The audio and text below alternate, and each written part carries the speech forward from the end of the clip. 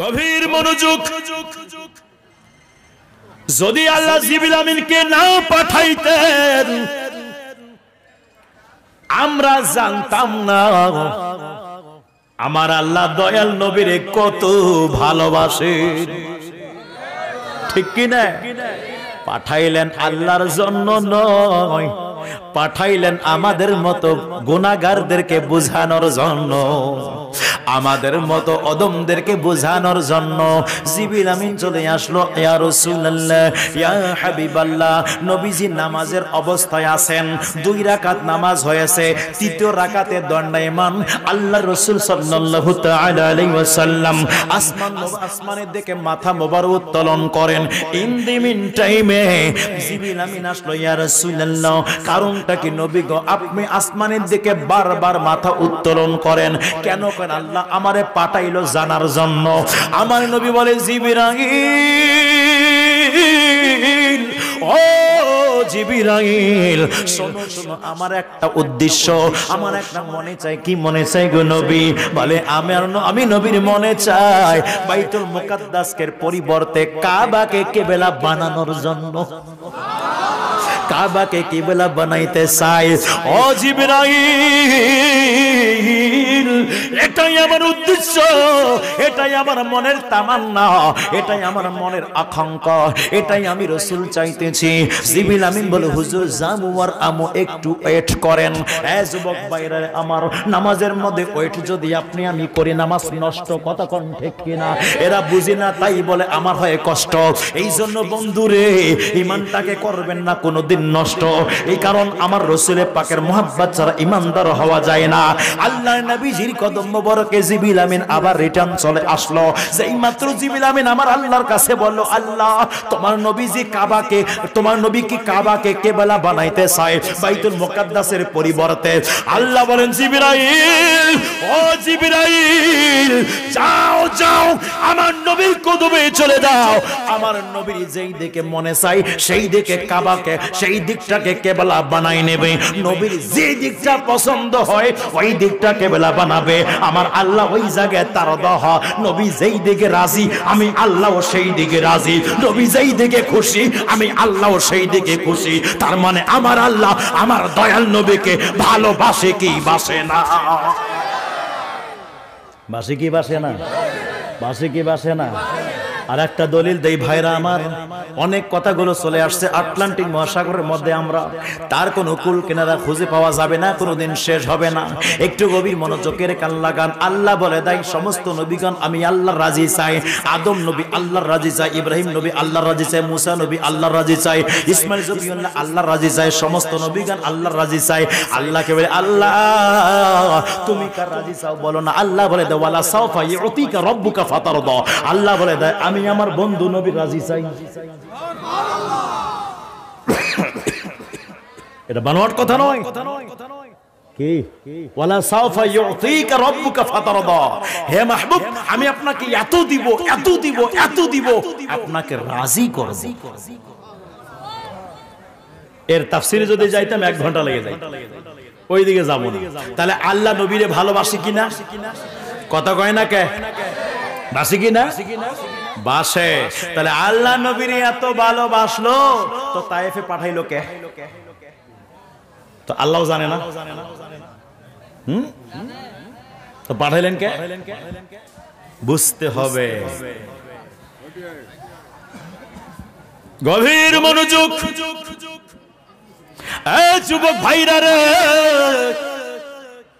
আপনার বাবার নামে 1 বিঘা সম্পত্তি পাওয়া গেছে, জমি পাওয়া গেছে।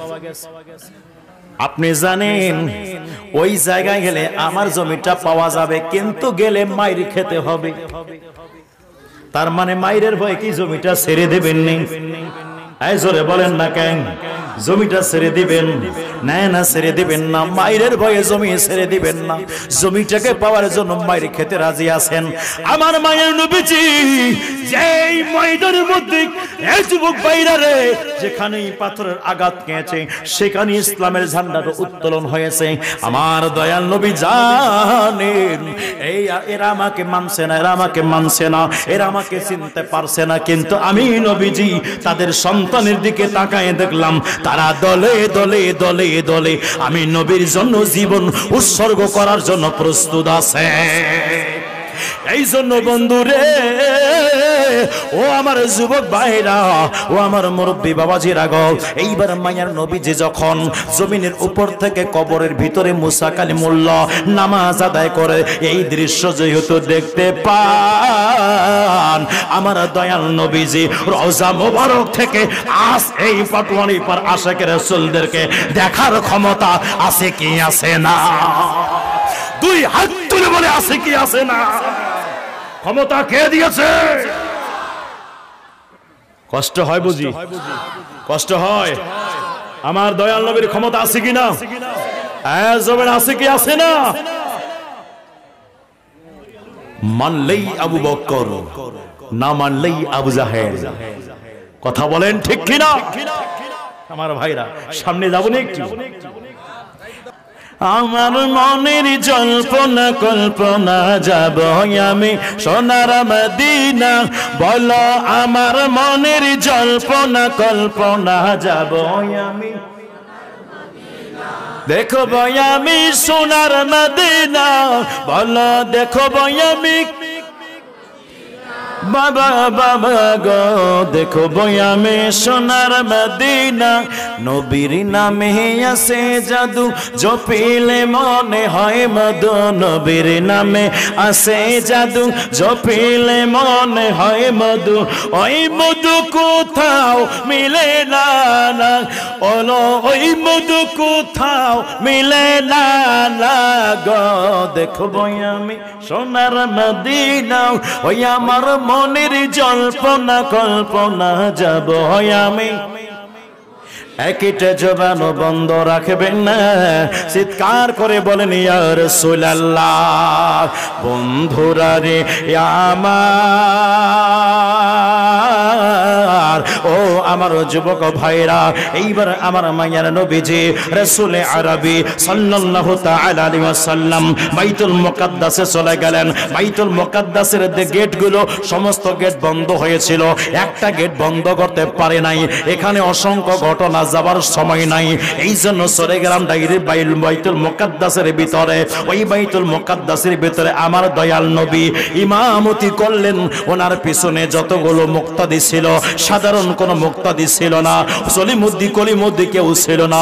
ওখানে মুক্তাদি হযরতে আদম আলাইহিস সালাতু ওয়াস সালাম থেকে শুরু করে ঈসা আলাইহিস সালাম পর্যন্ত 1,24,000, মতান্তর 2,24,000 নবী রাসূলগণ ওখানে আমার দয়াল নবীর পিছনে ইক্তাদা করেছে। কারা ছিল মুক্তাদি? আদম নবী তো কবরে, ওখানে গেলেন কি করে? এরা বলে কিভাবে আমার নবী গেছে মরে? কথা বলেন না কে আপনারা? আদম নবী কবরে, বাইতুল মুকাদ্দাসে গেলেন কি করে? এরা কি বুঝে না রে? কথা কয় না কে? মনে হচ্ছে কষ্ট পাচ্ছেন আপনারা আমার থেকে, বিরক্ত হচ্ছেন বুঝি। পিছনের ভাইরা মন খারাপ নেই। তাহলে আদম আলাইহিস সালাতু ওয়াস সালাম কবরে, হযরত ইব্রাহিম খলিলুল্লাহ কবরে, মুসা কালিমুল্লাহ কবরে, ইসমাইল জবিউল্লাহ কবরে, জাকারিয়া আলাইহিস সালাম কবরে, ঈসা আলাইহিস সালাম কবরে, কবরে কবরে হুশ ঠিক রাখতে হবে। ঈসা আলাইহিস সালাম চতুর্থ আসমানে, ইদ্রিস আলাইহিস সালাম জান্নাতের বারান্দায়, জান্নাতের বারান্দা থাকে। কেউ আসলেন জান্নাতের বারান্দা থাকে, কেউ আসলেন চতুর্থ আসমান থাকে, কেউ আসলেন কবর থাকে। শত শত বছর চলে যায়, হাজার হাজার বছর চলে যায়। আদম নবী জিন্দা, ইব্রাহিম নবী জিন্দা, ইসমাইল নবী জিন্দা, মুসা কালিমুল্লাহ জিন্দা। তাহলে যেই নবী না হলে কোন নবী হতো না। এই নবীকে এরা বলে মুর্দা। কি করে বোঝা গেল এর ঈমান মুর্দা, এর ঈমানে জন্ডিস। এই জন্য তো গোশত পোলাও বিরিয়ানি ভালো লাগে না। কথা বলেন ঠিক কিনা? জন্ডিস যদি থেকেই থাকে গোশত পোলাও বিরিয়ানি ভালো লাগবে না। ঈমানে যদি জন্ডিস থাকে নবীর কিয়াম ভালো লাগবে না, মিলাদ ভালো লাগবে না, ওলি আল্লাহ ভালো লাগবে না, নবীর শান ভালো লাগবে না, মিলাদুন নবী ভালো লাগবে না। কথা বলেন ঠিক কি ঠিক না? ঈমানটাকে তাজা করতে হবে রে যুবক। ঈমানেই বল, বলেই শক্তি, ইবাদতের শক্তি। কথা বলেন ঠিক কি না? গভীর মনোযোগ। ওই জায়গায় 2 রাকাত নামাজ আল্লাহর নবীজি আমার মায়ার নবী ইমামতি করলেন। এই আমার যুবক ভাইরা, পীর সাহেব হুজুর আছে, সকলকে একটা প্রশ্ন করি বন্ধুরে, ও আমার আশিক রাসূল ভাইরা, মুরব্বি বাবাজিরা, আল্লাহর নবীজি মেরাজ থেকে আসার সময় নামাজ নিয়ে আসছেন না নামাজ নিয়ে মেরাজে গেছেন? নামাজ নিয়ে গেছে। নামাজ, আমি বললাম নামাজ নিয়ে গেছে না নামাজ নিয়ে আসছেন? তার মানে নামাজ সম্পর্কে এখন কেউ অবহিত নয়। কথা কন না কে? আল্লাহর নবী জানেন না নামাজ এখনো আকিমুস সালাহ, নামাজ কায়েম রাখো কিংবা করো। এই আয়াত এখনো নাজিল হয় নাই। তাহলে আয়াত যখন নাজিল হয় নাই, তাহলে নামাজ সম্পর্কে কেউ জানে না। আল্লাহর নবীজি কেমনে নামাজের ইমামতি করলেন? প্রশ্ন। তাহলে বোঝা যায় আমার দয়াল নবীকে আল্লাহ কোরআনুল কারীম শিক্ষা দিয়েছেন। কোরআনুল কারীমের ভিতরে নামাজের কথা আছে। আল্লাহ বলে, আল্লাহ তোমার নবীকে শুধু আয়াতগুলো শিখাই দিয়েছ না আয়াতের ব্যাখ্যা শিখাইছো? আল্লাহ বলে দেয় আল্লামাহুল বায়ান, শুধু কোরআনের আয়াতগুলো শিখাই নাই, এর ব্যাখ্যাও শিখাইছি, এর আপার হাকিকত শিখাইছি, এর মারিফাতও শিখাইছি, এর হিকমতও শিখাইছি। রব্বানা ওয়াবআস ফীহিম রাসূলাম মিনহুম ইয়াতলু আলাইহিম আয়াতিকা ওয়া ইউআল্লিমুহুমুল কিতাবা ওয়াল হিকমা ওয়া ইউযাক্কিহিম। আমার আল্লাহ বলে, হাবিব গো, আমি আপনাকে সবকিছু ইলম দান করেছি, যাহা কিছু আপনি জানেন না আমি আল্লাহ সবকিছু জানাইলাম। আল্লাহ কখন জানাইলাম? আল্লাহ বলে দেয় যখন কোন মাখলুক ছিল না, যখন কিছুই ছিল না, আমার নবীকে আমি আল্লাহ বানাইলাম। বানানোর সাথে সাথে আমি আল্লাহ ইলম দিলাম। তার জন্য তো ইলম ছাড়া ইবাদত হয় না। কতক্ষণ ঠিক কিনা? ইবাদত ইলম ছাড়া ইবাদত হয় না। এই জন্য তো জিবরিল আমিন আকাশের মধ্যে নূর দেখতে পাইলো। আল্লাহর নবী বলল, আমি 70,000 বছর ধরে আসমানে দাঁড়িয়ে দাঁড়িয়ে কিয়াম করে আল্লাহর ইবাদত করতাম। 70,000 বছর ধরে আমি রাসূল যখন সিজদায় পড়ে আল্লাহর ইবাদত করতাম। তো বুঝা গেল আমার নবী ওই সময় জানেন, ইলম জানেন। যদি ইলম না থাকে আমার নবী ইবাদত কেমনে করেছেন? কি বলেন ঠিক কিনা? গভীর মনোযোগ।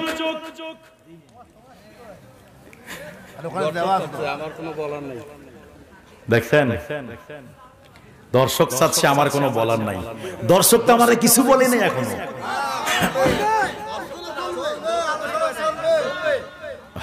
আচ্ছা যাক, সময় নষ্ট করে লাভ নাই, অনেক কিছু বলতে হবে। একটু সামনে দেখে, দরজা আছে তো আপনাদের?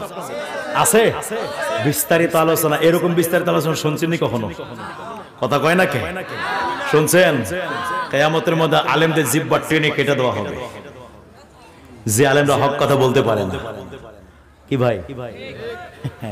আবার আলেমদের মর্যাদাও আছে। একজন আলেম ঘুমাবে, আপনি সারা রাত ইবাদত করবেন, আল্লাহর কাছে আলেমের ঘুমটা উত্তম। আলেমের পিছে আবার ঠোকাঠুকি করিয়েন না।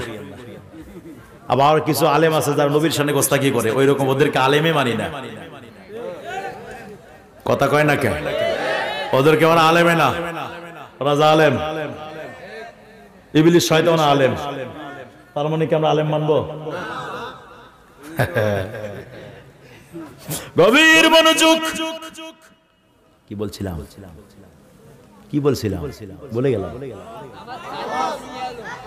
নামাজ আল্লাহর রাসূল সাল্লাল্লাহু তাআলা আলাইহি ওয়াসাল্লাম নামাজের ইমামতি করলেন বাইতুল মুকাদ্দাসে, অথচ ওই নামাজের আয়াত এখনো আসে নাই। নামাজ 5 ওয়াক্ত হবে না 50 ওয়াক্ত হবে, এখনো কোনো রকমের দিক নির্দেশনা কিছুই আসে নাই।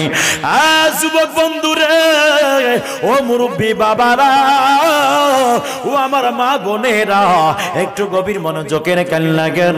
এইবার আল্লাহর নবী রাসূল আরবি সাল্লাল্লাহু তাআলা আলাইহি ওয়াসাল্লাম বাইতুল মুকাদ্দাসের মধ্যে ইমামতির পূর্বে আগে আলোচনা হলো। আদম নবী দাঁড়ায় গেলেন, আনা আবুল বাশার, আমি আবুল বাশার মানে বাশারের বাবা, সমস্ত মানুষদের বাবা। আল্লাহ তাআলা আমারে সর্বপ্রথম মানুষ করে পাঠাইলেন দুনিয়ার মধ্যে। এরকম করে প্রত্যেক নবীগণ বক্তব্য দিলেন, সর্বশেষ বক্তব্য আমার দয়াল নবী দিলেন। যুবক বন্ধুরে, মুক্তাদি হলো সমস্ত নবী রাসূলগণ, আর মুয়াজ্জিম হলো হযরতে জিবরাইল আমিন। সমস্ত নবীগণ আমার নবীর পিছনে নামাজ পড়ে কি বললো জানেন? খোদার কসম, নামাজ যাকে বলে নামাজ এইরকম হওয়ার দরকার যে আজকে আমরা নামাজ পড়লাম, আজকে নামাজ পড়ে এত শান্তি পাইলাম, এর আগে এরকম ইবাদত করে শান্তি পাই নাই। ইমাম যদি হওয়ার লাগে তো এইরকম ইমাম হোক যে ইমামের পিছনে নামাজ পড়লে নামাজ আল্লাহর দরবারে কবুল হয়ে যায়। এই জন্য ইমাম সঠিক হওয়ার লাগে। কথা কন না কে? ইমাম সঠিক হওয়ার প্রয়োজন আছে কিনা? একজন আল্লাহর ওলি ছিল, ওলির কথা বলতেই হচ্ছে।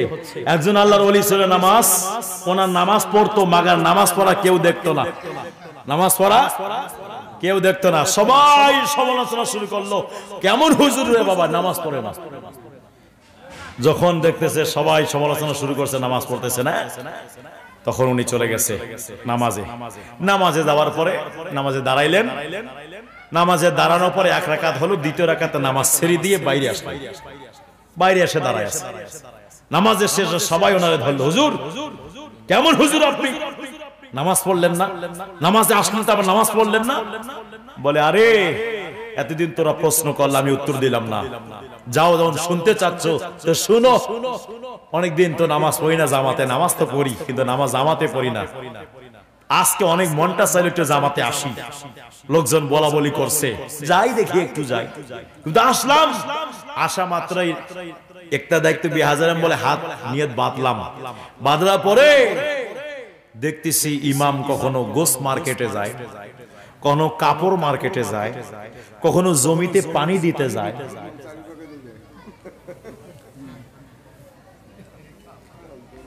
এখন ইমাম হুজুর বলে, আমি তো জয়ীব হয়ে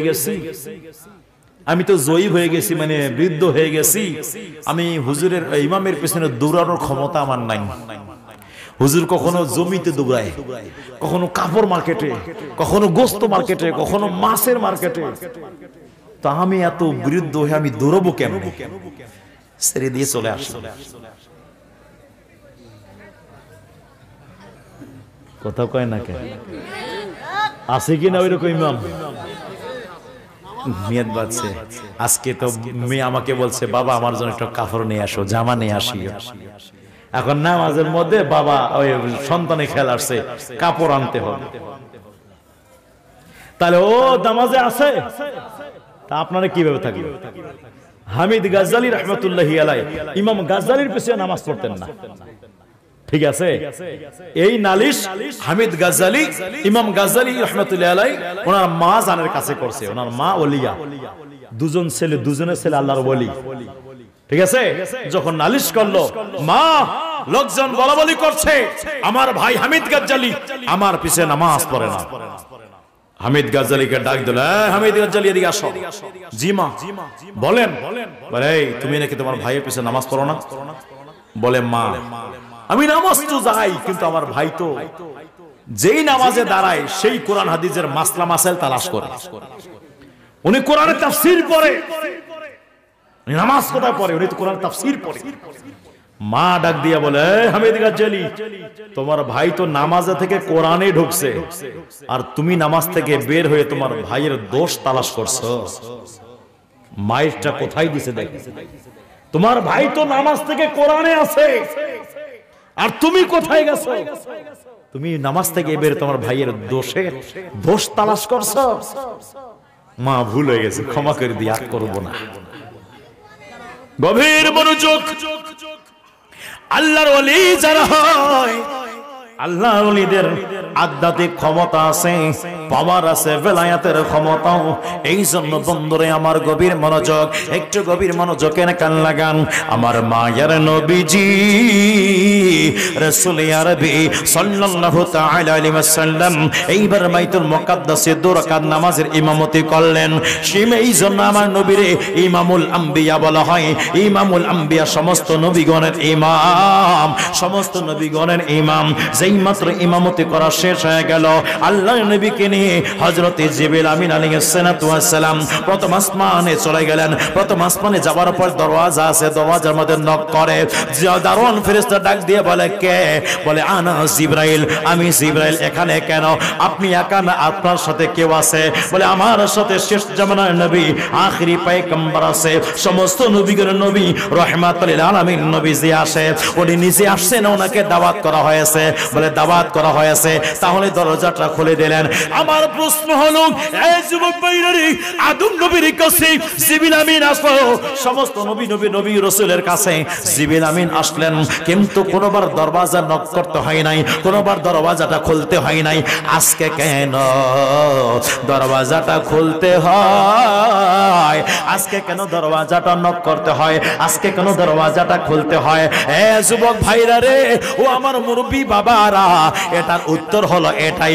আমার আল্লাহ বলে, জিবরাইল, ও জিবরাইল, শোনো শোনো, তুমি প্রতিদিন যাওয়ার আসার রাস্তা, তোমার একটা রাস্তা আছে, ওই রাস্তায় যাওয়া আসা করবা। আর একটা রাস্তা আমি আল্লাহ স্পেশাল তৈরি করে রাখলাম। এই রাস্তায় কোনো নবী আসতে পারবে না, কোনো রাসূল আসতে পারবে না, কোনো ফেরেশতা আসতে পারবে না। এই রাস্তাটা একমাত্র আমার নবীর জন্য খাস করেছি, আমার নবীর জন্য আমি আল্লাহ তাআলা তৈরি করলাম। ওই রাস্তার মধ্যে আমি আল্লাহ তাআলা মহান রব্বুল আলামিন ওই রাস্তা ভিআইপি রাস্তা করে রাখলাম, স্পেশাল রাস্তা করে রাখলাম। এই রাস্তা দিয়ে আমার দয়াল নবী, আমি আল্লাহ পাকের দিদারে আসবে। আমার দয়াল নবীকে, আমার মায়ের নবী ওই সময় একদম দুলহার মতো সাজানো হবে, দুলহার মতো সাজানো হবে। আল্লাহর নবীজির কদমে জিবরিল আমিন আসলো, 70,000 লাখ নিয়ে আসছে, 70,000 নূরের ক্ষমতা নিয়ে আসছে। আল্লাহ বলে, জিবরিল আমিন ডাক দিয়ে বলে, আল্লাহ, ও আল্লাহ, তুমি বলে দাও, এতদিন তো আমি কোনোদিন 70,000 নূরের ক্ষমতা নিয়ে আসলাম না, আজকে কেন আসবো? আমার আল্লাহ বলে, জিবরাইল, ও জিবরাইল, শোনো শোনো, এই জন্য তুমি আমার দয়াল নবীর কাছে চলে যাবা, আমার মায়ের নবীর কাছে চলে যাবা। আমার রাসূল পাকের দেহ মোবারক দ্বারা নূর বের হবে, ওই নূরের আলোতে ঝলসানি লেগে যাবে, তোমার চোখ ঝলসে যাবে রে। এই জন্য তুমি নূরের পর্দা, নূরের লাইট গুলো নিয়ে যাবা। আমার মায়ের নবীকে যেই মাত্র প্রথম আসমানে নিয়ে গেলেন, এইবার দরজা খোলার সাথে সাথে একজন নবীর সঙ্গে সাক্ষাৎ হলো। ওই নবীর নাম হযরতে বাবা আদম আলাইহিস সালাতু ওয়াস সালামের সঙ্গে দেখা। এই যুবক ভাইরা রে আমার, এখানে একটা মস্ত বড় কথা। সেই কথাটা হলো, আদম নবী একটু আগে ছিল বাইতুল মুকাদ্দাসে, একটু আগে ছিল কবরের মধ্যে। আদম নবী কবর থেকে বের হয়ে বাইতুল মুকাদ্দাসে কেমনে আসলো? বাইতুল মুকাদ্দাস থেকে বের হয়ে প্রথম আসমানে কেমনে গেল? হে যুবক বন্ধুরে, ও আমার মুরব্বী বাবারা, একটা কথা ভালো করে শুনে নেন। আদম নবী যদি কবর থেকে বের হয়ে বাইতুল মুকাদ্দাস থেকে বের হয়ে প্রথম আসমানে যাওয়ার ক্ষমতা রাখে, আপনার আমার দয়াল নবীজি আজকের মাহফিলে আসার ক্ষমতা আছে কি আছে না?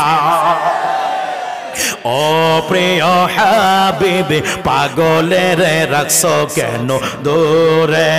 ও প্রিয় হাবিব, পাগলের রাখছো কেন? কথা কয় না কে? ও প্রিয় হাবিব, পাগলের রাখছো কেন? পাগল ছিল আসকরণে, জোবা দিলা তারিক, আমি পাগল কিছুই চাই না, চাই শুধু তোমারে। পাগল ছিল আসকরণে, জোবা দিলা তারে, আমি আমি পাগলা কিছুই চাই না, চাই শুধু তোমার। ও প্রিয় হাবিব পাগলের রাখছো কেন দূরে, ও প্রিয় হাবিব পাগলের রাখছো কেন।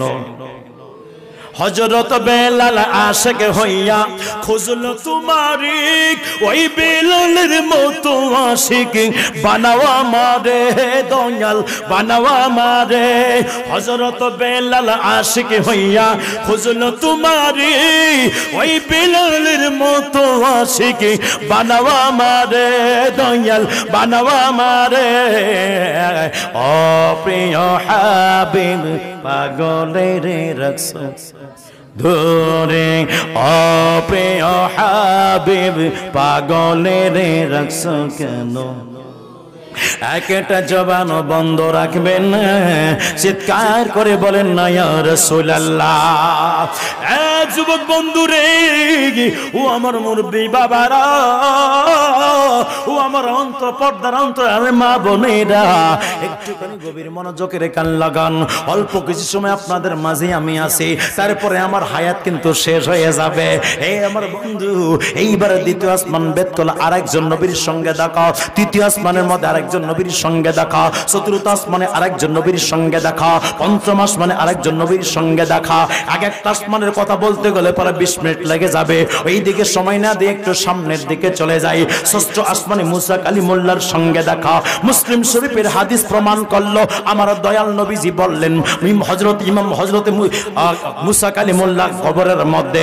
বুখারী শরীফের হাদিস প্রমাণ করলো, আল্লাহর রাসূল সাল্লাল্লাহু আলাইহি ওয়াসাল্লাম বললেন, মুসা কালিমুল্লাহর সঙ্গে ষষ্ঠ আসমানে দেখা হয়। যুবক ভাইরা, ও মুরব্বি বাবাজিরা গো, একটু গভীর মনোযোগ। আল্লাহর নবীর সঙ্গে মুসা কালিমুল্লাহর যখন ষষ্ঠ আসমানে দেখা হলো, মুসা কালিমুল্লাহ আমার নবীরে কয়, নবী গো, ও মায়ের নবীজি একটু দাঁড়ান না, একটা প্রশ্ন আছে গো নবী। আমার মায়ের নবী বলে, কি প্রশ্ন বলো। এইবার মুসা কালিমুল্লাহ কয়, হুজুর আপনার একটা হাদিসের অর্থ আমি বুঝি নাই, আপনি আমারে সুন্দর করে বুঝাইয়া দেন, কি হাদিসের অর্থ বলো না বলো। এইবার মুসা কালিমুল্লাহর কথা শুনে আল্লাহর রাসূল বললেন, মুসা কালিমুল্লাহ বললেন, নবী গো, ও মায়ের নবী আপনি একটা হাদিস বর্ণনা করেছেন, আপনার উম্মতের মধ্যে যারা ওলামা হবে, আলেম হবে, হক্কানি আলেম যারা হবে, এই আলেম সম্প্রদায়রা, এই আলেমরা নাকি বনি ইসরাইলদের নবীগণের মতো মর্যাদা। এটা একটু দেখাইয়া দেন, বুঝাইয়া দেন। আল্লাহর নবীজি ওই মুহূর্তে ইমাম গাজ্জালী রাহমাতুল্লাহি আলাইহিকে ডাক দিয়ে দেন। ইমাম গাজ্জালী এখনো দুনিয়াতে আসেন নাই, কথা বলেন ঠিক কি ঠিক না। ইমাম গাজ্জালী এখনো দুনিয়ার বুকে আসেন নাই রে বাবা। আল্লাহর রাসূল সাল্লাল্লাহু তাআলা আলাইহি ওয়াসাল্লাম ইমাম গাজ্জালী রাহমাতুল্লাহকে ডাক দিলেন। ইমাম গাজ্জালী লাব্বাইক ইয়া রাসূলুল্লাহ বলে ষষ্ঠ আসমানে হাজির হয়ে গেলেন। আসলেন কোথা থেকে? আত্মার জগৎ থেকে। আত্মার জগতে, রূহের জগৎ, আত্মার জগৎ। আমার ভাইরা, আমার বন্ধুরা, গভীর মনোযোগের কান লাগান। রূহের জগতে, আত্মার জগতের থেকে আসলেন। আত্মার জগতে এখন বলবেন আত্মা তখন ছিল, আমি বলবো হ্যাঁ হ্যাঁ আত্মা তখনও ছিল। এই আমার বাবারা, আদম আলাইহিস সালামের আত্মার বয়স যত, আমারও আত্মার বয়স তত, আপনারও আত্মার বয়স তত। কেন? আল্লাহ তাআলা আত্মাগুলোকে একসঙ্গে বানাইছেন, ঠিক না? আত্মাগুলোকে আল্লাহ তাআলা একসঙ্গে বানাইছেন। কিয়ামতের পূর্ব মুহূর্তে যারা দুনিয়ার বুকে আসবে, তার আত্মার বয়স যত, আদম নবীর আত্মার বয়স তত। একটু জোরে বলেন না সুবহানাল্লাহ। এ মুরব্বি বাবারা, আমার গভীর মনোযোগ। তার মানে হযরত ইমাম গাজ্জালী রাহমাতুল্লাহি আলাইহি আত্মার জগতে তিনি ছিলেন। আত্মার জগৎ থেকে এইবার আমার দয়াল নবীর কদমে আসলেন। আসার পর ডাক দিয়ে বলি, ইয়া রাসূলুল্লাহ আপনার কদমে হাজির। কেন ডাকলেন গো নবী একটু জানতে পারিনি। হযরত ইমাম মুসা কালিমুল্লাহ বলল, মাসমুকা আপনার নাম কি? ইনি ইসমে ইমাম গাজ্জালী, আমার নাম ইমাম গাজ্জালী, আমার বাবার নাম এটা, আমার দাদার নাম এটা, তার বাবার নাম এটা, তার বাবার নাম এটা, তার বাবার নাম এটা, তার বাবার নাম এটা, তার বাবার নাম এটা, তার বাবার নাম এটা, এভাবে 10টা নাম পর্যন্ত বলে দিলেন। ইমাম মুসা কালিমুল্লাহ ডাক দিয়া বলে, ইমাম গাজ্জালী গো, ও ইমাম গাজ্জালী আপনি চুপ করেন, চুপ করেন, চুপ করেন। করেন। আপনি চুপ করেন, আপনাকে তো আমি এতগুলো নাম জিগাই নাই, আমি শুধু বললাম আপনার নাম কি আছে, আপনার নাম বলে দিয়ে আপনি চুপ থাকতেন। এতগুলো নাম তো আমি জিগাই নাই, বাবার নাম জানতে চাই নাই, দাদার নাম জানতে চাই নাই, তার বাবার নাম জানতে চাই নাই, তার বাবার নাম জানতে চাই নাই। 10টা নাম পর্যন্ত কেন বললেন? আপনার নাম বলে আপনি চুপ থাকতেন, কিন্তু এতগুলো নাম কেন বললেন? মুসা কালিমুল্লাহর কথা শুনে এইবার উত্তর দিচ্ছেন ইমাম গাজ্জালী রাহমাতুল্লাহি আলাইহি। ওই মুসা কালিমুল্লাহ শুনেন, শুনেন, ওমা তিলকা বিয়ামিনিকা ইয়া মুসা, আল্লাহ যখন আপনাকে জিগাইলো, ও মুসা আপনার ডান হাতে ওটা কি দেখা যায়, আর ওটা কি আছে বলেন। আপনি তখন বললেন, আল্লাহ আমার হাতে একটা লাঠি আছে, লাঠি দ্বারা গাছের পাত পাড়াই, লাঠি দ্বারা নীলনদ পাড়ি দেই, লাঠি দ্বারা শত্রুর সঙ্গে মোকাবেলা করি, লাঠি দ্বারা ইসলামিক অনেক কার্যক্রমগুলো চালিয়ে যাই, লাঠি আমার অনেক কাজে ব্যবহার করি আমি। ও ইমাম গাজ্জালী, আল্লাহ, ও মুসা কালিমুল্লাহ, আল্লাহ শুধু আপনাকে বলছে আপনার হাতে ওটা কি, আপনি শুধু বলতেন লাঠি। এত বড় ব্যাখ্যার কোনো প্রয়োজন ছিল না। কেন এতগুলো ব্যাখ্যা কেন দিলেন? এতগুলো ব্যাখ্যা কেন করলেন? কেন করলেন? কেন করলেন? এইবার মুসা কালিমুল্লাহ ডাক দিয়া বলে, ইমাম গাজ্জালী গো, ও ইমাম গাজ্জালী, আপনি তো এখনো দুনিয়ার মধ্যে যান নাই, আপনি কেমনে দেখলেন, কেমনে শুনলেন বলেন না। ইমাম গাজ্জালী ডাক দিয়া বলে, ও মুসা কালিমুল্লাহ, ও মুসা কালিমুল্লাহ, আমি আত্মার জগৎ থেকে আপনি যখন আল্লাহ আপনাকে জিগাইলো, ওমা তিলকা বিয়ামিনিকা ইয়া মুসা, এ মুসা তোমার ডান হাতে কি, আপনি যখন উত্তরগুলো দিতেছেন, আমি এই উত্তরগুলো আত্মার জগৎ থেকে শুনতেছিলাম।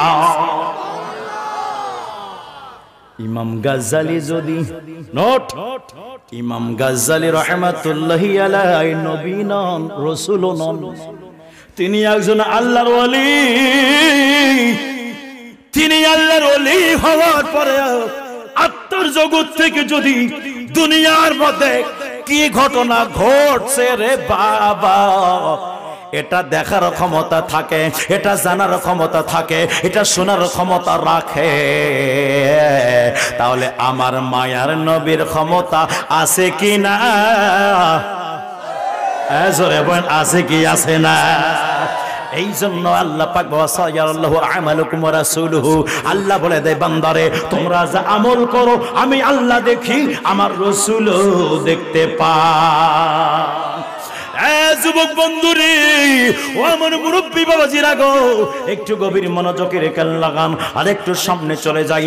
এইবার মুসা কালিমুল্লাহর সঙ্গে সাক্ষাৎ করার পরে এইবার আমার ইমাম গাজ্জালী বিদায় নিয়ে গেলেন।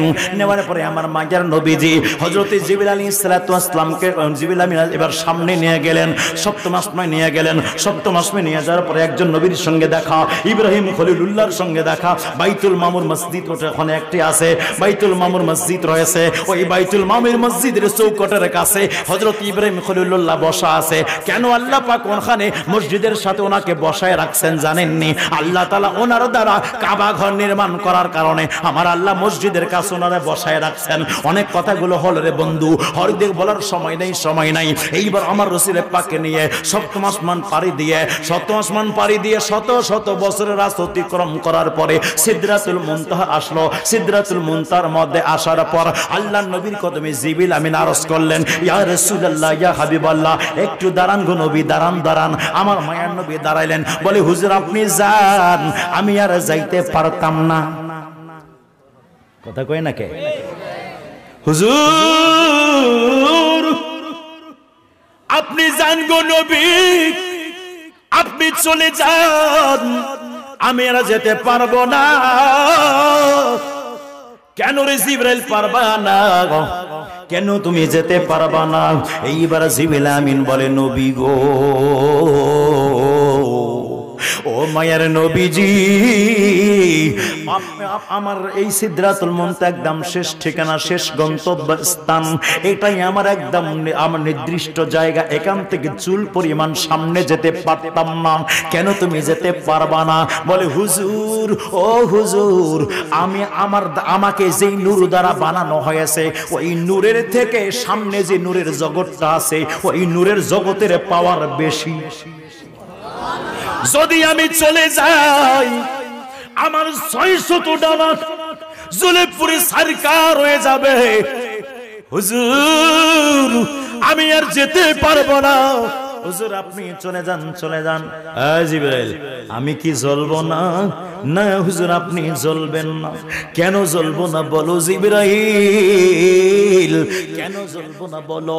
এইবার জিবরিল আমিন ডাক দিয়া বলেন, ও মায়ের নবী গো, এই জন্য আপনি জ্বলবেন না কারণ আপনার এক যারা নূর থেকে ওই নূরের জগৎটাকে বানানো হয়েছে। আপনার পাওয়ার বেশি আছে, ওই নূরের জগতের পাওয়ার কম আছে। বন্ধুরা রে আমার, ও আমার যুবক ভাইরা, আমরা আল্লাহর নবীজি রাসূল পাক সাল্লাল্লাহু তাআলা আলাইহি ওয়াসাল্লাম এইবার যখন সামনে যাবেন, এইবার জিবরিল আমিন ডাক দিয়ে বলো, হুজুর একটা অনুরোধ রাখবেন নি? বলো কি অনুরোধ? বলো বলো। হুজুর ও মায়ের নবী গো, আপনার একটা খিদমত করতে চাই। কি খিদমত করতে চাও জিবরাইল? বলো না। একটা খিদমত হুজুর এটাই, আল্লাহর দরবারে একটু পাশ করাই নেবেন। কি খিদমত জিবরাইল? বলো। নবী গো, ও মায়ের নবীজি, আমাকে আল্লাহ তাআলা 600 ডানা দিয়েছে। একটা ডানা যদি আমি মেলাইয়া দেই সারা পৃথিবী একদম ভরপুর হয়ে যাবে। আমার নবী গো, ও মায়ার নবীজি, ইয়া রাসূলুল্লাহ, ও নবী গো, আদম নবীর কাছে গিয়েছিলাম, আদম নবীর কাছে গিয়েছিলাম গো নবী। আদম নবী থেকে শুরু করে ঈসা আলাইহিস সালাতু ওয়াস সালাম পর্যন্ত সকল নবী রাসূলের কাছে গিয়েছি আমি। ইয়া রাসূলুল্লাহ, নবী গো, ও মায়ার নবীজি, এই রকম দৃশ্য কোন নবীর কাছে দেখে নাই। আপনার কাছে যে দৃশ্যটা আমি দেখেছি, আদম নবীর কাছে মাত্র আমি 7 থেকে 8 বার 10 বার পর্যন্ত গেলাম। অন্যান্য নবীগণের কাছে আমি 7 থেকে 8 বার 10 বার পর্যন্ত গেলাম। এর বেশি আমি যাই নাই। আদম নবীর 1000 বছর বয়স ছিল। এতগুলো বছর পাওয়ার পরেও ওনার কাছে মাত্র 7 থেকে 10 বার এরকম গিয়েছিলাম। কিন্তু হুজুর, ইয়া রাসূলুল্লাহ, আপনার বয়স প্রকাশ্য হায়াত মাত্র 63 বছর। এই 63 বছর ধরে আপনার কদম মোবারকে আমি একবার না, দুইবার না, 24,000 বার আপনার কাছে এসেছি। হুজুর আপনার কদমে আমি 24,000 বার যাব। আপনার কদমে আসছি গো নবী। আপনার কাছে যখনই আসতাম আপনার একটা দৃশ্য আমার সব সময় মনে থাকবে। হুজুর ও মায়ের নবী, আপনি সবসময় উম্মতের জন্য কান্না করেন, উম্মতকে এত ভালোবাসেন। এইরকম কেউ কোন নবী তার উম্মতগণকে ভালোবাসেন নাই, এইরকম মোহাব্বত করেন নাই। যুবক ভাইরা রে, আজকে আমরা নবী নবী করব, আজকে আমরা রসুল রসুল করব, আজকে আমরা নবী নবী করব। কার আমরা নবী নবী করলে কারো যদি কলিজে আগুন লেগে যায়, জ্বলে যাক জ্বলে যাক, কোনো সমস্যা আমার নাই। কেন আমি মারা যাব, ওই বেয়াদবটা আমার সঙ্গে যাবে না। আমার কবরে যিনি, আমার কবরে আমার বাবা আপন হবে না, আমার কবরে আমার মা আপন হবে না, আমার কবরে আমার ভাই আপন হবে না, আমার কবরে আমার বন্ধু আপন হবে না, আমার কবরে আমার দোস্ত আপন হবে না, আমার কবরে আমার ছেলে মেয়ে আপন হবে না, আমার কবরে আমার স্ত্রী আপন হবে না। আমার কবরে যিনি আপন হবেন তিনি হলো শাহে মদিনা। ঠিক কিনা বলেন? এই জন্য বন্ধুরে, ও আমার যুবক ভাইয়েরা, ও আমার মুরব্বী বাবাজিরা গো, একটু গভীর মনোযোগের কান লাগান, একটু সামনের দিকে চলে যাই। এইবার জিবরিল আমিন ডাক দিয়া বলল, ও মায়ে নবীজি, ইয়া রাসূলুল্লাহ, আমার 600 ডানা আছে গো নবী। এই 600 ডানাগুলো কিয়ামতের ময়দানে একটু কাজে লাগাইতে চাই। কিভাবে কাজে লাগাইতে চাও বলো? বলো ইয়া রাসূলুল্লাহ, নবী গো, ও মায়ের নবীজি, পুলসিরাতের পুলে আমার 600 ডানা বিছাই দিতে চাই, আপনার উম্মতরা যেন পারি দিতে পারে। কেমন প্রেমিক, কেমন প্রেমিক বন্ধুরে আমার। এ যুবক ভাইয়েরা একটু গভীর মনোযোগের কান লাগান। এইবার আমার মাজার নবীজি বললেন, জিবরাইল, ও জিবরাইল, ঠিক আছে, আমি আল্লাহর কাছে, মহান রব্বুল আলামিনের কাছে অবশ্যই তোমার এই দরখাস্তটা আমি আল্লাহর কাছে বলবো। এ বন্ধুরে, আমার মায়ার নবীজি এবার যেতে যেতে যেতে সিদরাতুল মুনতাহা থেকে চলে গেল বোরাক, ওখানে চলে গেল জিবরাইল, ওখান থেকে রফ রফ চলে আসলো। এবার রফ রফের মধ্যে আমার নবীজি উঠলেন। ওঠার পরে আপনার হাজার হাজার হাজার হাজার মাইল দূরে, শত শত বছরের রাস্তা, একটার পর একটা নূরের পর্দা অতিক্রম করার পর করতে করতে করতে করতে করতে করতে করতে করতে চলে গেল আরশে মুআল্লা। আরশে মুআল্লার মধ্যে চলে গেলেন আমার নবী আরশের উপরে, আর সমস্ত মাখলুকাত আরশের নিচে। আরশের উপরে লামাকান, নোট করেন, আরশের উপরে লামাকান,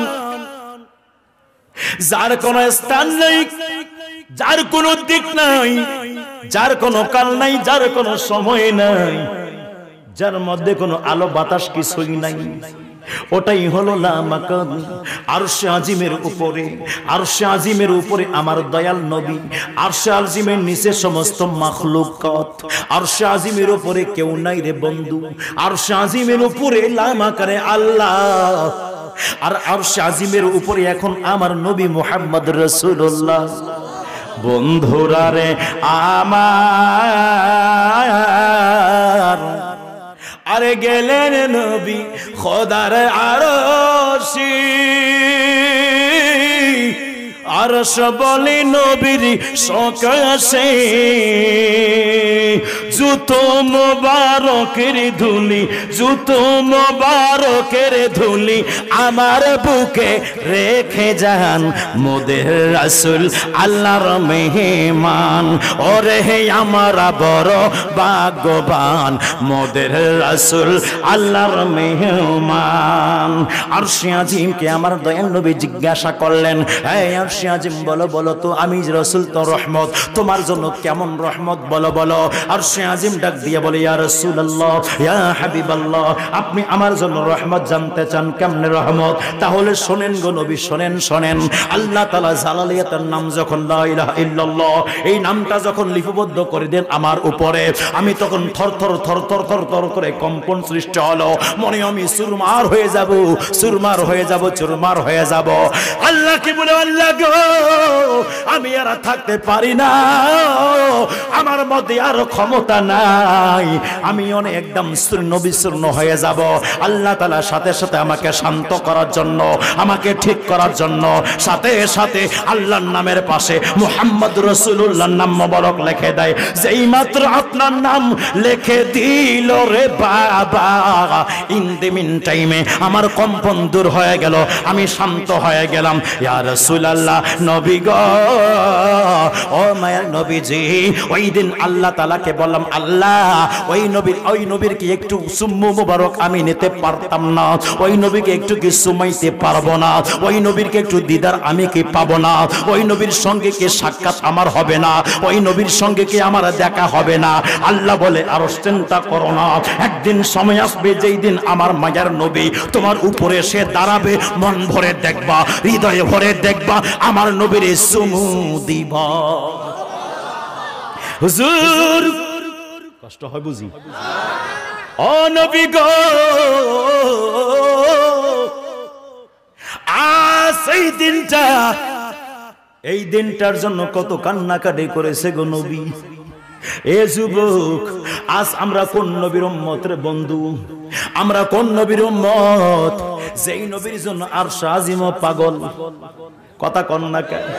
যেই নবীর জন্য আরশ পাগল, যেই নবীর জন্য ফারশ পাগল, যেই জমিন সাজার পাগল, যেই নবীর জন্য গাছ পাগল, যেই নবীর জন্য পাহাড় পাগল, যেই নবীর জন্য আসমান পাগল, যেই নবীর জন্য জমিন পাগল, যেই নবীর জন্য তারকা পাগল, যেই নবীর জন্য চন্দ্র পাগল, যেই নবীর জন্য সূর্য পাগল, যেই নবীর জন্য জান্নাত পাগল, যেই নবীর জন্য হাউজে কাউসার পাগল, যেই নবীর জন্য দন ভান্ডার পাগল, যেই নবীর জন্য সবকিছু পাগল রে বাবা আল্লাহর মায়ের নবীজি ডাক দিয়া বলেন এই আমার উম্মতরা শুনে নাও আমি নবীজির পাগল সবাই আমি রাসূলকে পাকের রাসূলের পাকের প্রেমিক সবাই আমি নবীজির গোলাম সবাই আমি রাসূলের পাকের চাহনেওয়ালা মাননেওয়ালা আমি রাসূলের পাকের ভক্ত আমার দয়াল নবীকে বলে নবী গো আপনি কার আশিক আপনি কার দিওয়ানা আপনি কাকে ভালোবাসেন আপনি কাকে চান আল্লাহর নবীজি ডাক দিয়া বলে উম্মতরা রে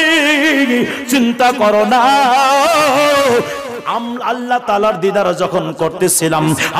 দিদার যখন করতেছিলাম ওই সময় আমার আল্লাহ তাআলা আমারে বলল হাবিব ও আমার মায়ের নবী গো আমি আপনাকে দিব বলেন কি চান আপনি আল্লাহর রাসূল সাল্লাল্লাহু আলাইহি ওয়াসাল্লাম বলেন ইয়া রাসূল ও রব্বুল আলামিন কি চাবো আমি চাইলাম না ওয়া মা আরসালনাকা ইল্লা রাহমাতাল লিল আলামিন বানাই দিলা আমি চাইলাম না ইন্না আ'তাইনাকাল কাউসার করে দিলা আমি চাইলাম না আলাম নাশরাহ লাকা সাদরাক করে দিলা আমি চাইলাম না ওয়া ফা'না লাকা যিকরা করে দিলা আমি চাইলাম না ওয়ালা সাফা ইউতিকা রাব্বুকা ফাতারদা করে দিলা আমি চাইলাম না ওয়ালাল আখিরাতু খায়রুল লাকা মিনাল উলা করে দিলা আমি চাইলাম না কুল ইন কুনতুম তুহিব্বুনাল্লাহ ফাত্তাবিউনি ইউহিব্বুকুমুল্লাহ করে দিলা আমি চাইলাম না ওয়ালাউ আন্নাহুম ইজলামু আনফুসাহুম জাউকা ফাস্তাগফিরুল্লাহ ওয়াস্তাগফারা লাহুমুর রাসূল আমি চাইলাম না কদ নারা তাকাল্লুবা ওয়াজহিকা ফিস সামা আমি চাইলাম না রব্বানা ওয়াবআস ফীহিম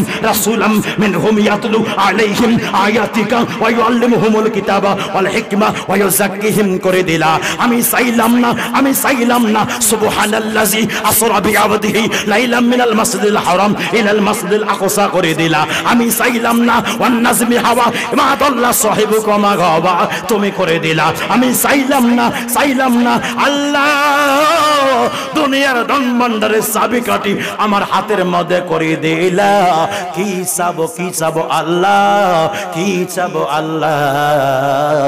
আমার আল্লাহ বলে হাবিব আপনাকে চাইতেই হবে এবার আমার মায়ের নবী ওই জায়গায় গিয়ে বলে আল্লাহ যখন তুমি দিবা তাহলে দাও না আমার গুনাহগারের উম্মতকে গুনাহগুলো ক্ষমা করে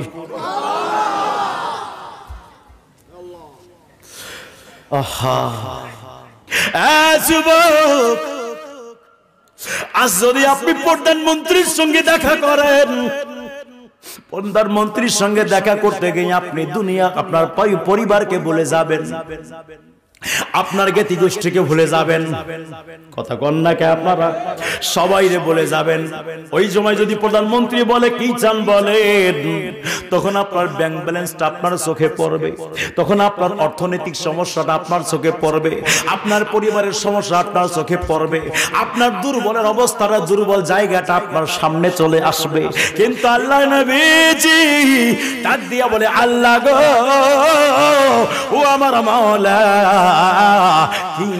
কি চাবো আমার উম্মতের গুনাহগুলো ক্ষমা করে দিয়ে দাও আমার উম্মতের গুনাহগুলো ক্ষমা করে দাও আল্লাহ বলে দোস্ত আমার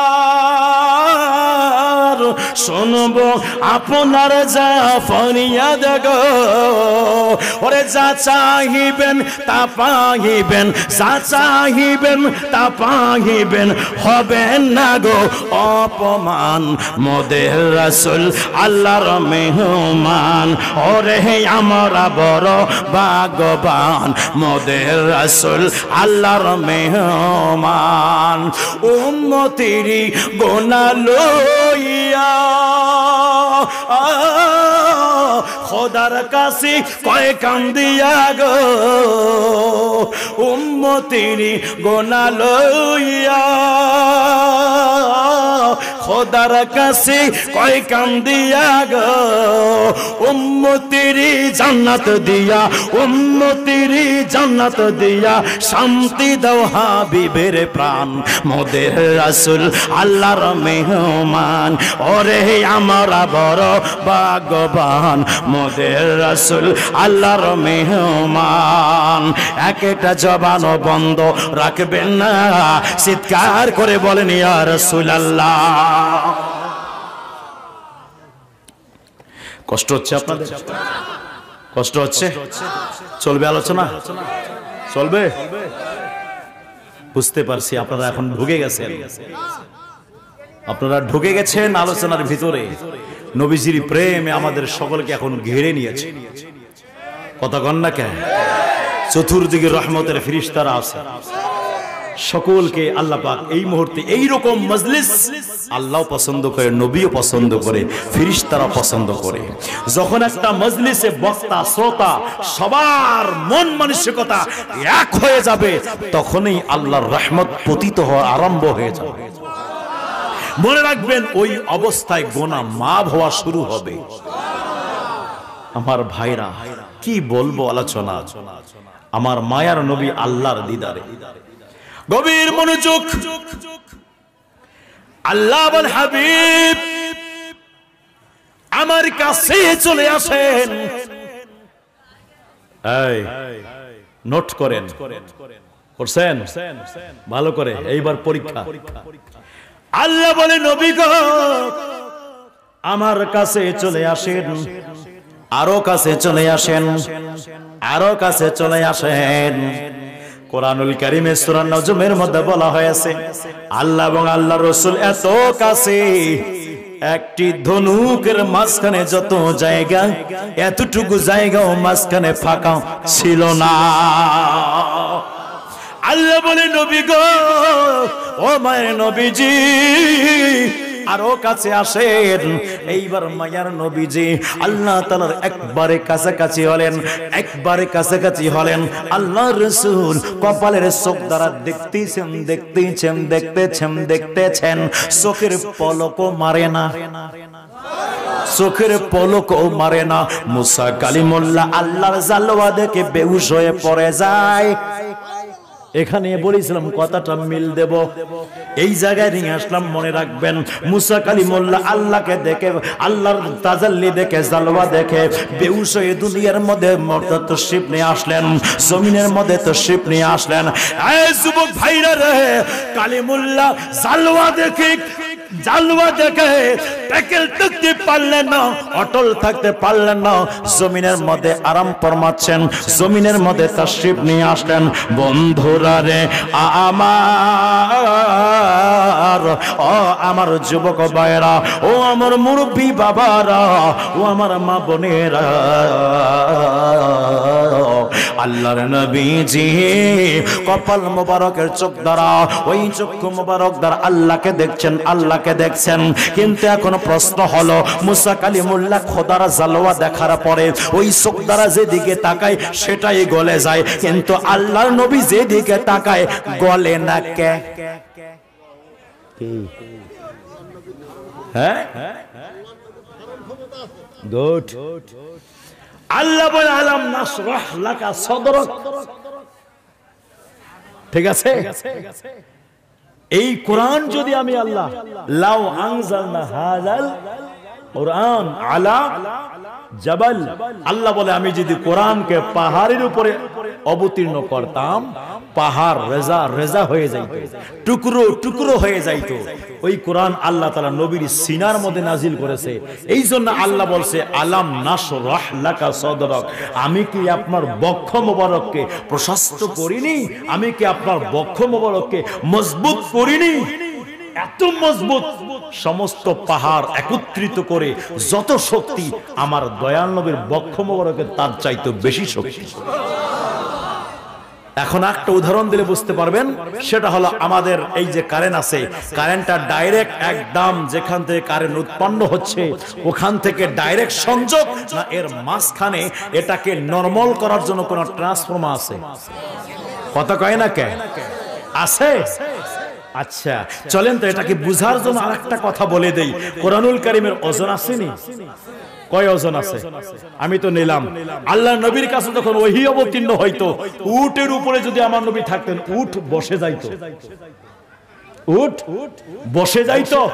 আমার দয়াল নবী উট আপনার আয়াতের ওজনে আমার দয়াল নবী একটু বাঁকা হয়ে যাইতেন, এত আমার দয়াল নবীর শৈল মোবারক থেকে ঘাম ছুটে যাইতো, এত ওজন এটা। আজকে আপনাদের এলাকায় হাফেজ সাহেব আছে কিনা? হাফেজ সাহেবকে জিজ্ঞাসা, হাফেজ সাহেব গোটাল কোরআন সিনার মধ্যে নিয়ে আসেন, ওজন লাগেনি? তাহলে গভীর মনোযোগ। আমার আল্লাহ বলে নবী গো, ওয়াল্লাহু মুতি ওয়া আনা কাসিম, আমি আল্লাহ প্রদানকারী, আপনি নবী হলেন বন্টনকারী। আল্লাহ বলে হাবিব, ও আমার মায়ার নবী, আমি আল্লাহ মহান রব্বুল আলামিন সমস্ত নিয়ামতগুলো, ধন ভান্ডারগুলো আপনারে সরাসরি ডাইরেক্ট দিলাম। আপনার আমার মাঝখানে কোনো মাধ্যম নাই, আপনার আমার মাঝখানে কোনো ওসিলা নাই, আপনার আমার মাঝখানে কোনো মাধ্যম নাই। ইয়্যাকা নাবুদু ওয়া ইয়্যাকা নাস্তাঈন, একমাত্র ডাইরেক্ট আপনি আমার থেকে সহযোগিতা নেবেন, ডাইরেক্ট আপনি আমার ইবাদত বندگی করবেন, ডাইরেক্ট আপনি আর রাসূল আমার থেকে সহযোগিতা নেবেন, আমি আল্লাহ ডাইরেক্ট আপনাকে সহযোগিতা করব। ও নবী গো, ও মায়ার রাসূল, শুনেন না গো নবী, আমি আল্লাহ তাআলা আপনাকে পাঠাইলাম দুনিয়ার মধ্যে এমন একটা মাধ্যম করে। আল্লাহ, আমি আল্লাহ আপনাকে সিরাতাল মুস্তাকিম করে পাঠাইলাম, আমি আল্লাহ আপনাকে হক দিন পর দিন হিসেবে পাঠাইলাম, সত্য সহকারে পাঠাইলাম। আমি আল্লাহ তাআলা আপনাকে পাঠাইলাম সারা বিশ্বকে হেদায়েত দান করার জন্য। যেহেতু আপনাকে আমি আল্লাহ ডাইরেক্ট সরাসরি দিলাম, আর আমার বান্দারা যা নিয়ামত প্রাপ্ত হবে ডাইরেক্ট পাবে না, পাবে না, তারা আপনার নিকটে আসবে। আপনি দেখবেন আপনার ট্রান্সফরমার বানাইলাম, ট্রান্সফরমার কাজ কি আছে জানেননি? আমার বাইরা বর্তমান 5 ওয়াটের বাল্ব আছে কি আছে না? 5 ওয়াটের বাল্ব আছে, 18 ওয়াটের বাল্ব আছে, 100 ওয়াটের বাল্ব আছে, 500 ওয়াটের বাল্ব আছে।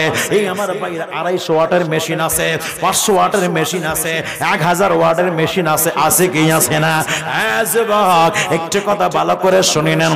যার যত আপনার যার যত খাবার যত খাইতে পারে, যার যত খাওয়ার ক্ষমতা আছে, 500 ওয়াট 100 ওয়াট আপনার 5 ওয়াট 1000 ওয়াট যত অর্ডার থাক না কেন, একটা ফ্যান যত ওয়াট টানবে, ট্রান্সফরমার কাজ হলো ফ্যান যত চাই তাকে তত দেওয়া, তার বাল্ব ট্রান্সফরমার কাজ হলো বাল্ব যত চাই তত দেওয়া, 250 ওয়াট মেশিন যত চাই তত দেওয়া। ট্রান্সফরমার কাজ হলো যে যত খেতে পারবে তাকে ততটুকুই দিবে।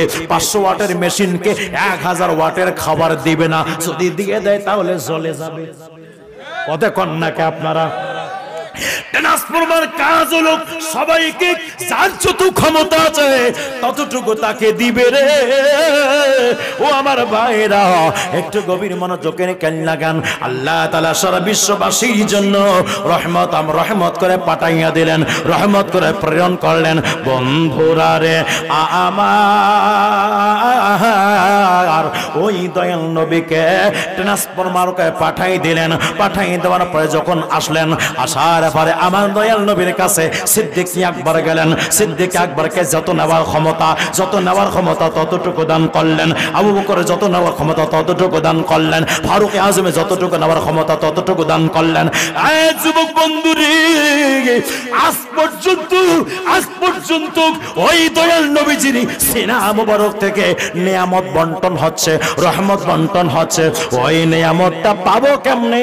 যদি প্রধানমন্ত্রী থেকে 1 টন চাল বাজেট হয়ে যায়, আমার বাইরে অত্র এলাকার জন্য 1 টন চাল বাজেট হয়ে যায়, খাদ্যমন্ত্রী থেকে বাজেট হয়ে গেল, মন্ত্রী থেকে আসলো এমপি লেভেলে, এমপি থেকে আসলো আপনার চেয়ারম্যান লেভেলে, চেয়ারম্যান সাহেব দিল মেম্বারকে, মেম্বার দিল ওয়ার্ডে ভাগ করে দেয়। কতক্ষণ ঠিক কিনা বন্ধুরা রে, আমার ওই দয়াল নবীর রহমত কেমনে আমরা পাবো? রহমত আমার মায়ার নবীজির পাওয়ার জন্য ওলি আল্লাহর প্রয়োজন। আমার নবী রহমত দিলেন সিদ্দিক আকবরকে, সিদ্দিক আকবর ফারুক আজমকে দিলেন, ফারুক আজম ওসমান জুনুরাইনকে দিলেন। এইভাবে সিরিয়াল বাই সিরিয়াল দিতে দিতে আজ পর্যন্ত হক সিলসিলা পীর মাশায়েখদের মাধ্যমে মুরিদানদের অন্তরের মধ্যে ফায়েজ জারি আছে। কথা বলেন ঠিক কি না? তোমায় ডাক দিলে অবলার প্রাণে চাইও রে, মুর্শিদে ডাক দিলে অবলার প্রাণে চাইও রে। ও প্রাণের মুর্শিদে রে, তুমি ধীরে ধীরে ফিরে ফিরে চাই রে।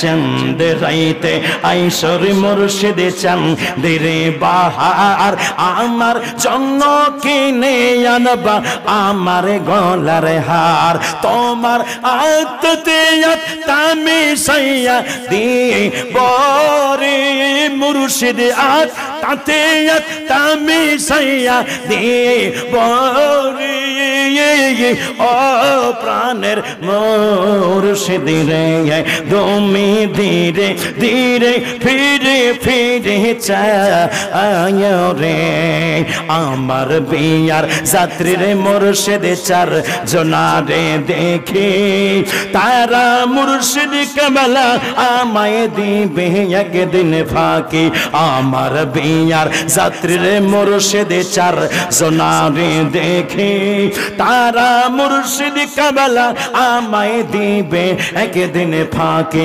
তুমি যাইবার কালে সঙ্গে করে নিয়ে মুর্শিদ যাইবার কালে সঙ্গে করে নিয়ে ও প্রাণের মুর্শিদ রে তুমি ধীরে ধীরে ফিরে ফিরে যায় রে একটা জবান বন্ধ রাখবেন না চিৎকার করে বলেন ইয়া রাসূলুল্লাহ আজকে ঘুমাবেন না হ্যাঁ শুধু থাকবে আমার